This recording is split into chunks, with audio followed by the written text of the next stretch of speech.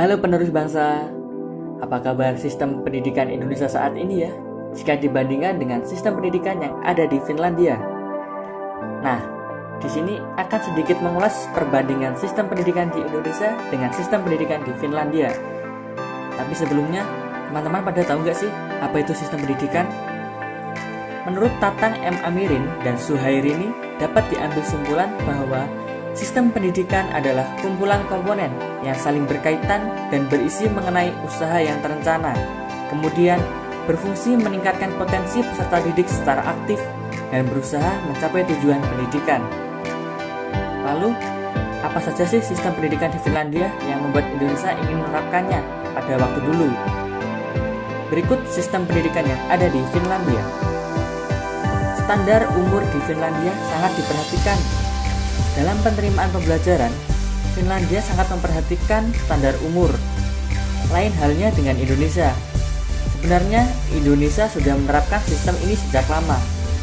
Akan tetapi, semakin lama dan mempertimbangkan banyak hal, peraturan ini mulai longgar dan diabaikan. Tidak adanya ujian maupun PR di Finlandia.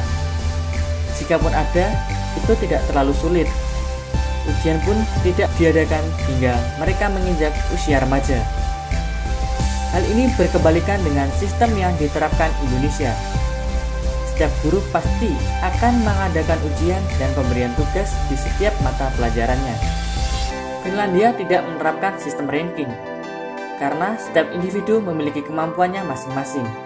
Berbeda dengan Indonesia yang masih menerapkan sistem ranking, kelas unggulan, dan akselerasi.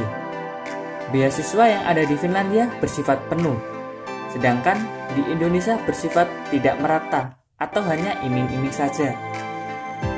Finlandia mengedepankan praktik dengan jam belajar yang sedikit, sedangkan Indonesia berkebalikan dengan sistem tersebut. Itulah beberapa perbandingan sistem pendidikan yang ada di Finlandia yang pernah diterapkan di Indonesia. Nah, untuk Indonesia seharusnya dapat menerapkan sistem pendidikan seperti di Finlandia.